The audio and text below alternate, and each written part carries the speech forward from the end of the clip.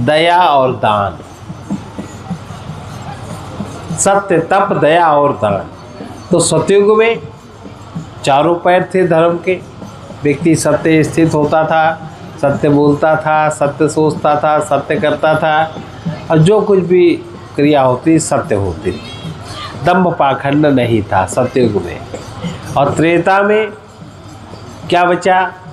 एक पग हट गया, तप, दया और दान, 3 पैर बचे। इन पर समाज आरूढ़ होता था। द्वापर में 2 ही बचे, दया और दान। तप समाप्त हो गया, किसी भी तरह का मेहनत, प्रयास, कर्म समाप्त हो गया। कलयुग में 1 बचा, दान। एन केन विधि दीने, दान करे कल्याण। किसी भी प्रकार से कलयुग में 1 पग है, 1 ही पैर है।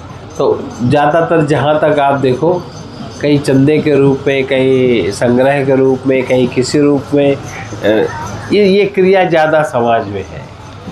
बाकी कोई सोच नहीं है, कोई विचार नहीं है, कोई व्यवस्था नहीं है, पर दान लेना, दान लेना, दान लेना, दान देना, तो ये सारा कुछ क्रिया बहुत चलती है। तो उनका चित्त कोमल होता है और उनके हृदय में दया होती है। मन वचन कर्म से वो भक्ति करते हैं, ताकि उनका मन माया से युक्त नहीं हो पाता। सबको मान देते हैं, उनका स्वभाव होता है सबको मान देना और खुद मान ना चाहना। उसके लिए किसी प्रकार की कोई चीटिंग आदि भी नहीं करना। ऐसे प्राणी मुझे भरत के समान प्यारे हैं। विगत काम, उनका काम विगत हो चुका होता है, काम समाप्त हो चुका होता है। काम की परिभाषा बताई थी दोपहर में, वस्तु और व्यक्ति से सुख की आशा काम है। फिर से ये परिभाषा याद कर लो, काम किसे कहते हैं? वस्तु और व्यक्ति जो हमसे दोनों भिन्न है, इनसे सुख की आशा काम कहलाती है। तो ये इनका काम विगत माने बीत चुका होता है। और मेरे नाम, अहंकार अपना नाम चाहता है, मुख्य वृत्ति अहंकार की है, वो अपना नाम चाहता है। तो नाम के कारण से परमात्मा के नाम का सहारा, परमात्मा के नाम का स्मरण ऐसा बताया जाता है, वो करना चाहिए। शीतलता, उनका हृदय शीतल होता है, सरल होता है, और उनमें मैत्री भाव, जो प्रेम का सर्वोत्कृष्ट भाव है, मैत्री भाव। मैत्री भाव सबसे ऊंचा। मैत्री मन को समृद्ध करने के लिए 4 गुण विशेष रूप से बताए गए हैं। उसमें सबसे पहला मैत्री भाव। मैत्री भाव की जागृति उनमें रहती है, किसी से उनका द्वेष नहीं होता। 4 बातें, 4 कौन कौन सी बात है? नंबर 1 तो मैत्री, नंबर 2 मुदिता, नंबर 3 करुणा, नंबर 4 उपेक्षा। ये स्थिर भाव है। नंबर 1 मैत्री, सबके प्रति मित्रता का भाव, माने शुद्ध प्रेम मैत्री होता है। इतना शुद्ध प्रेम कोई नहीं होता। जैसे जहाँ जिनसे मित्रता होती है, उस मित्रता में आपस में कोई छिपाव दुराव नहीं होता, बाकी सब संबंधों में छिपाव दुराव होता है। और नंबर 2 करुणा, जो दुखी है किसी कारण से, उन पे करुणित होकर के उनसे व्यवहार करना। नंबर 3 प्रसन्नता, जो बराबर वाले, जो पुण्यवान लोग होते हैं, जो बड़े लोग हैं, पुण्यवान हैं, परोपकारी लोग हैं, उनको देख करके हृदय में प्रसन्नता का अनुभव। और चौथी बात है उपेक्षा, जो पापी लोग हैं, जिनके आचरण ठीक नहीं, पापी, उनसे उपेक्षित होकर रहना चाहिए। तो ये 4 भावनाएं व्यक्ति के मन को बड़ा स्ट्रांग बनाती हैं। मैत्री, करुणा, मुदिता और उपेक्षा। जो पुण्यवान व्यक्ति मिले, उनसे मिलकर के प्रसन्नता होती, अच्छे लोग मिले, उनसे मिलकर के प्रसन्नता होती। ये मुदिता का भाव अगर मन में आ जाए, लेकिन जब मन अशुद्ध है तो अच्छे लोगों को, पुण्यवानों को मिल के आपको ईर्ष्या होती है, किसी को उन्नतिशील देख के आपको ईर्ष्या होती। ये मन का दोष है। बड़े बड़े बड़े बड़े धनी, बड़े बड़े मानी, बड़े बड़े विद्वानों में चीज़ देखी जाती है। एक दूसरे को नीचा दिखाने, नीचा गिराने के लिए कितना लोग धन खर्च करते, कितना लोग छल षड्यंत्र करते, कितने लोग पाप कर्मों की ओर उनकी चेतनाएं जाती हैं। लेकिन मन जब समृद्ध होता है, मन जब ठीक होता है, तो उसमें मुदिता का भाव जागृत होता है। अपने से छोटों के प्रति करुणा का भाव, दुखियों के प्रति करुणा का भाव। और जो निश्चय ही पापी है, अहंकार से जो विमूढ़ है, उनके प्रति उपेक्षा का भाव। उपेक्षित ऐसे लोगों से संबंध नहीं बनाना चाहिए, क्योंकि उससे आपका भी मन खराब हो जाएगा। तो शीतलता, सरलता, मैत्री और द्विज पद प्रीति धर्म जनयत्री। ये शीतलता, सरलता और मैत्री ये प्रकट कैसे हो गई? जब आपको द्विज, जो द्विज है, द्विज माने जो गायत्री का उपासक है, जो यज्ञोपवीत संस्कार के महत्व को जानता है, जो उसका पूरा नियम समझता है। यज्ञोपवीत में जैसे 3 धागे होते हैं, और जो किसी का ऋण ही नहीं होता। 3 ऋण है, देव ऋण, ऋषि ऋण, पितृ ऋण, इसीलिए यज्ञोपवीत पहना जाता। और इन तीनों ऋणों का समाधान गायत्री मंत्र से वो ऊर्जा प्राप्त की जाती है, और जो ब्राह्मणों के जनेऊ में जो ब्रह्म गांठ होती है, इसके द्वारा उनका संपर्क सुषुम्ना नाड़ी से होता है। इस प्रकार उनमें जो दिव्यता जागृत होती है, जिसमें उसको द्विज कहते हैं, उसको द्विज कहते हैं। तो द्विज पद प्रीति, तो जो द्विज का ये पद है, उनके पद में अपना सात्विक लगाओ, सात्विक प्रेम, यही धर्म को उत्पन्न करने वाली है। द्विज के प्रति उस पद की प्रीति हमारे में धर्म को उत्पन्न करने वाली है।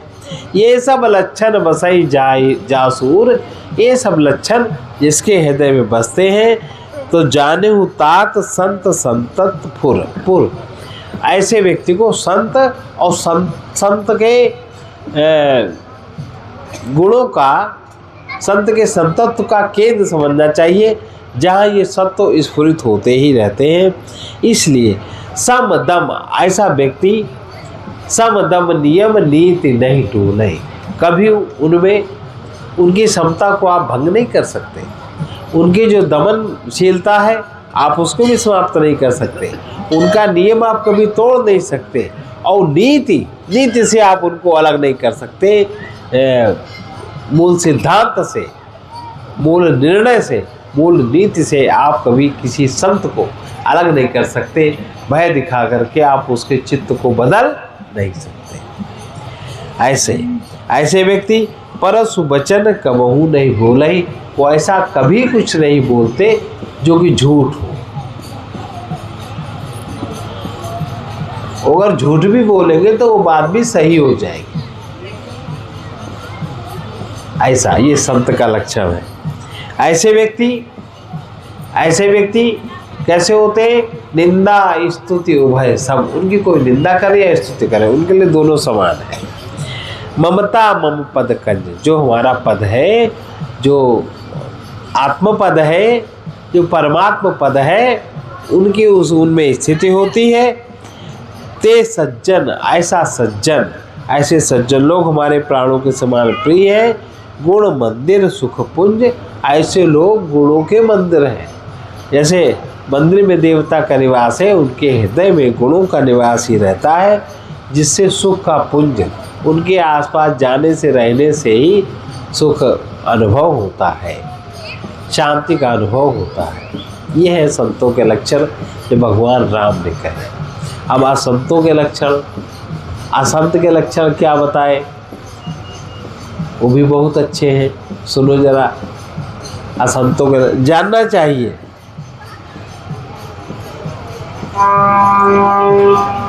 इसमें असंतों के लक्षण में हम सब आ जाएंगे। सुनहु असंतन केर स्वभावु, सुनहु असंतन केर स्वभावु, भूले संगति करिए न काऊ, भूले संगति करिए न काऊ। असंत का स्वभाव सुनो, भूल से भी उनकी संगत में कभी मत जाना, अगर चले गए तो बड़ा गड़बड़ होगा। उनका पहला ही स्वभाव होता है खलन हृदय अति ताप विसेखी, खलन हृदय अति ताप जरहि सदा पर संपत्ति देखी, जरहि सदा पर संपत्ति देखी। उनके हृदय में तपन बहुत होती, उन्हें कहीं शांति नहीं होती, और दूसरे की संपत्ति, दूसरे की उन्नति, दूसरे का मान सम्मान, दूसरे का वर्चस्व देख करके इनको बहुत जलन होती है, और उसका निराकरण के लिए वो कुछ भी कर उठाते हैं।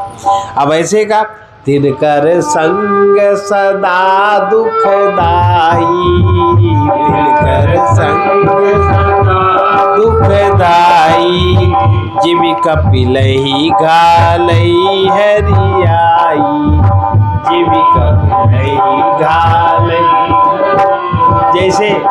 जैसे कपिला गाय को कोई हिंसक जीव दबोच ले, अब उसको वो बेचारी तड़पती रह जाती है, उनका संग सदा दुख ही प्रदान करता है। ऐसे आपका शांति, आपका आनंद सब हरण हो जाएगा। जहाँ कहूँ निंदा पर ही सुनाई, जहाँ कहूँ निंदा सुनहि पराई, जहाँ कहूँ निंदा सुनहि पराई, हर सही सुनहि पराई, हर सही मनऊ परी निधि पाई, हर सही मनऊ परी निधि पाई। ऐसे व्यक्ति जहाँ किसी की निंदा सुन लेते हैं, किसी में दोष समझ लेते हैं, तो वो इतने प्रसन्न होते हैं जानो उनको पड़ी हुई रकम मिल गई, करोड़ों की रकम मिल गई, उनको इतनी प्रसन्नता होती है। काम क्रोध और विशेष उनमें क्या गुण होते हैं? काम क्रोध मद लोभ परायण, काम क्रोध मद निर्दय कपटी कुटिल मलायन, निर्दय कपटी कुटिल। वो 24 घंटे क्या पारण करते रहते? काम क्रोध मद अहंकार, मेरे समान बड़ा, मेरे समान अधिकारी, मेरे समान धनी, मेरे समान त्यागी, मेरे समान बड़ा साधु, मेरे समान बड़ा कोई नहीं। उस मद किसी भी बात को उनको मद, और काम क्रोध मद और लोभ परायण, ये इन्हीं का पारण करते रहते हैं, इन्हीं का आचमन करते रहते हैं, इसी में वो रहते हैं। और वो बहुत निर्दयी होते हैं, कपटी होते हैं और कुटिल होते हैं, और समस्त मल के वो घर होते हैं, दोषों के घर होते हैं। बैरु अकारण सबका सो, बैरु अकारण सबका, जो करी हित अनहित ताऊ सो, जो करी हित अनहित। अकारण की सबसे दुश्मनी रहती है, उनका कोई हितैषी हो अथवा उनका कोई हितैषी न हो। और क्या उनका सामाजिक आचरण क्या होता है? झूठ ही लेना, झूठ ही देना, झूठ ही लेना, झूठ ही भोजन, झूठ जमेना, झूठ ही भोजन, झूठ। और विशेषता, ये बहुत बड़ी विशेषता ऐसे लोगों की है। बोल ही मधुर बचन जीवी मोरा, बोल ही मधुर। ऐसे मधुर भाषियों से बहुत सावधान रहिए। मधुर भाषी है ये बीच में एक प्रकट है। बोल ही मधुर बचन जीवी मोरा, बोल ही मधुर बचन खाई महाई हृदय कठोरा, खाई महाई हृदय। सांप से भी भयंकर उनका हृदय होता है, बहुत कठोर हृदय। वो किसी भी प्रकार का अपराध छल छद्म करने में उनको किसी प्रकार का भय नहीं रहता। और वाणी उनकी बहुत मधुर होती है, बड़ी आकर्षित करने वाली होती है। परद्रोही परदार रत, परद्रोही परदार रत, पर धन पर अपवाद, ते नर पावर पापमय, देह धरे मनुजात। परद्रोही हमेशा द्रोह, गुरु से भी द्रोह कर लेते हैं अपने कर्मों के कारण। इतना मद होता है उनका, गुरु से ही द्रोह हो जाता है। और परदार रत, दूसरी महिलाओं में ही उनकी रति होती है। दूसरे कहीं भी जाएंगे तो काम बिगाड़ने वाला ही काम होता है उनसे। पर धन, और पर धन पर ही उनकी दृष्टि होती है। पर अपवाद, दूसरे का किसी भी प्रकार का अपवाद हो तो उससे आप प्रचार करा लीजिए। ये नर पावर पापमय, ये बिल्कुल पापमय लोग होते हैं। देह धरे मनुजात, मनुष्य शरीर रखे हुए ये पावर है।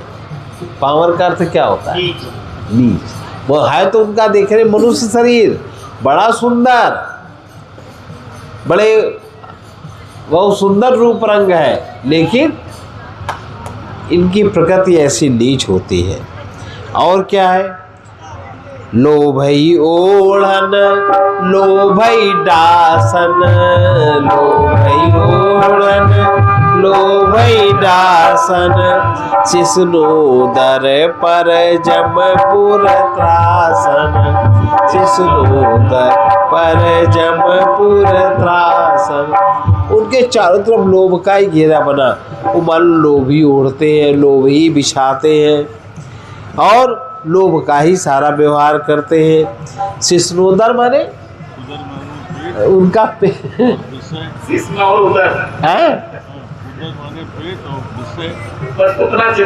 बस उनका, वो हमेशा इंद्रिय भोग में ही आकर्षित रहते हैं। कुल मिला के इंद्रिय और विषय भोग में ही यही उनका कर्म है। काहू की जो सुनहि बड़ाई, काहू की जो सुनहि बड़ाई, श्वास ले ही जन जोड़ी आई, श्वास ले ही जन जोड़ी आई। जब काहू की देखई विपत्ति, जब काहू की देखई सुखी भये मानव जगन्पति, सुखी भये मानव जगन्पति। किसी की भी बड़ाई सुनते हैं तो ऐसी बड़ी बड़ी सांसें लेते हैं जैसे बुखार तेज चढ़ा हुआ ना, जूड़ी वाला बुखार, ऐसी तेज सांसें चलने लगती हैं दूसरे की बड़ाई सुन के। और जब किसी के ऊपर विपत्ति पड़ी हुई देखते हैं, किसी को परेशान देखते हैं, तो उनको ऐसा सुख प्राप्त होता है कि मानो उन्हें संसार का राज्य मिल गया हो, राजा बन गए हो। स्वार्थ रत परिवार विरोधी, स्वार्थ रत लंपट काम लोभ अति क्रोधी, लंपट काम हमेशा उस स्वार्थ में रत रहते हैं, परिवार का भी विरोध करते हैं, लंपट होते हैं, लुलुआते फिरते हैं और काम और क्रोध तथा अति क्रोध उनमें छाया होता है।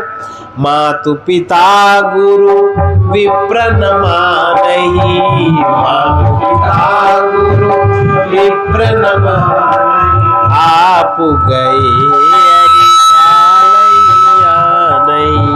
आप गए अरुघालय, करहि मोह वश द्रोह परावा, करहि मोह वश द्रोह परावा, संत संग हरि कथा न भावा, संत संग। मोह के कारण वो सबसे द्रोह करते हैं, संतों का साथ उन्हें अच्छा नहीं लगता और भगवान की कथा में उनका कोई आकर्षण नहीं होता। अवगुण सिंधु मंदमति कामी, अवगुण सिंधु कामी, वेद विदूषक पर धन स्वामी, वेद विदूषक पर धन, विप्रदोह पर द्रोह विशेषा, विप्रदोह पर द्रोह विशेषा, दंभ कपट जिय धरे सुबेसा, दंभ कपट जिय धरे। अवगुण के वो सिंधु होते हैं, बुद्धि उनकी मंद होती है और कामी बहुत होते हैं। वेद विदूषक, वेदों के मंत्रों की वो हंसी उड़ाते हैं। जैसे वो विदूषक नहीं होता जोकर, वेद के मंत्रों को, वेदों के ज्ञानी को जोकर, परधन स्वामी, और दूसरे का धन छल कपट से हरण करके और स्वामी बनते हैं। विप्र का दोह करते हैं, दूसरों से दोह विशेष रूप से करते हैं। दंभ कपट जिय धरे सुबेसा, बाहर से बड़ा सुंदर वेश उनका बना होता है, दंभ और कपट भीतर से सुंदर वेश बना के रहते। ऐसे अधम मनुज खल कृत युग त्रेता नाही, द्वापर कछुक वृंद बहु हुई है कल युग। इस तरह के मनुष्य त्रेता, सतयुग और त्रेता में नहीं होते। द्वापर में वृंद माने थोड़े से झुंड के रूप में होते, वो इकट्ठे होते हैं। पर कलयुग में तो सब जगह यही लोग पाए जाते हैं, ज़्यादातर यही लोग पाए जाते हैं। इसलिए ये संत और असंत के लक्षण एक बार घर में सबके यहाँ रामचरितमानस होगी, उठा के देख लीजिए, कहीं धोखा मत खाइए। आजकल बड़े बड़े धोखे हमेशा ही रहे हैं भाई। देखो त्रेता में भी था, वो कौन कपट का वेश बना ली इस मुनि का, जो हनुमान जी का रास्ता रोका, काल ने, और वो उनके में भूल भी गए। अब देखो इतना बड़ा राजा, इतना बड़ा देश का, इतना स्वामी, सब कुछ, रावण महाराज, और साधु बन के चुराई सीता, सीधे ही बता बड़ी। हाँ, तो ये बड़ी विचित्र विचित्र बातें। और उसका वो कौन था, एक मामा मारीच था, वो सीधे नहीं कर सकता था, वो सुवर्ण का हिरण बन गया, सोने का हिरण बन गया। और सीता महारानी इतना नहीं जाएंगे हिरण सोने के होते का, इतना व्यामोह व्याप्त हो गया, नई बात समझ में आई, सम्मोहन हो गया उसको, और कहानी शुरू हो गई। और कहानी देख लो कि जनता का हित करने के लिए, समाज का हित करने के लिए, रावण का वध करने के लिए बेचारी कुब्जा जिंदगी भर सेवा करत रही, और अंत काल में जब आया तो उसकी बुद्धि किसने फेरी? देवताओं ने मीटिंग करके, सरस्वती जी जो बहुत बड़ी ज्ञान की देवी, बुद्धि घुमा दी कि ऐसे तो जाएंगे नहीं, कल बन जाएंगे राजा। राजा माने एक देशी हो गए, सब शासन काल चलेगा, और ये जो सब फैला है अनाचार दुराचार, इसका होगा क्या? तो उसको बलि का बकरा बन गई वो। इस तरह से ये सारे, हर युग में ये सब चीज़ें होती हैं, हर मनुष्य में दोष गुण होते हैं, लेकिन वो जिनका अभ्यास करता है वो गुण उसको बढ़ जाता है, और जिसका अभ्यास नहीं करता नहीं भूलता, क्योंकि मनुष्य में इतना ज्ञान नहीं है, उसका ज्ञान बंधा हुआ, ज्ञान बंधा हुआ है। और आजकल के समय में ऐसी कोई शक्ति चक्र साधना नहीं करता कि जिससे उसको शक्ति प्राप्त हो, जिससे शक्ति प्राप्त कर वो अपने को साधन उसमें आगे बढ़ाए। ऐसा एक तो किसी को पता नहीं, और पता भी है तो कोई करने में समर्थ नहीं होता, ऐसा कोई उद्यम नहीं करता कि जो शक्ति चक्र संधान करे और विश्व का नाश हो। विश्व माने जहाँ तुम्हारा वास है, तुम शरीर को जो मैं तादात्म्यता ही टूट जाए, तादात्म्यता टूटने का अर्थ है विश्व का नाश करना। इतना अब 9 बज चुका, अब समाप्त हो जाए ना, तो ऐसा नहीं होता। और हम सोते हुए भी जागते हैं, जागते हुए भी सोते हैं। तो ये सब छोटी छोटी चीज़ें हैं। अब बाकी आगे का सत्र हम लोग कल, आगे की चर्चा हम लोग कल सुनेंगे। तो थोड़ा सा रामचरितमानस भी पढ़िए, थोड़ा सा भगवान की वाणी गीता भी पढ़िए, और थोड़ा सा जो उपदेश है वो भी सुनिए। और इन सब के बदले केवल अपने अज्ञान की समाप्ति चाहिए। कुछ पदार्थ प्राप्त की कामना न करें, कामना की पूर्ति का भोग न करें, तब तो कामना से निवृत्ति हो जाएगी। अगर हम भगवान के पास जाके कामना की पूर्ति का भोग चाहते हैं तो फिर समझ लीजिए कि बहुत सारा कर्म हमारा बढ़ गया। इस बात का विशेष तौर से ध्यान रखें। सर्वे भवन्तु सुखिनः, सर्वे सन्तु निरामयाः, सर्वे भद्राणि पश्यन्तु, मा कश्चित् दुःखभाग् भवेत्। कृष्णाय वासुदेवाय हरये परमात्मने प्रणतक्लेशनाशाय गोविन्दाय नमो नमः। उग्रवीर महाविष्णु, उग्रवीर ज्वलन्तं सर्वतोमुखं, निशिखं भीषणं भद्रं मृत्युर्नमाम्यहम्। असतो मा सद्गमय, तमसो मा ज्योतिर्गमय, मृत्योर्मामृतं गमय। ॐ पूर्णमदः पूर्णमिदं पूर्णात् पूर्णमुदच्यते, पूर्णस्य पूर्णमादाय पूर्णमेवावशिष्यते। ओम शांति शांति शांति, सर्वारिष्ट शांतिर्भवतु।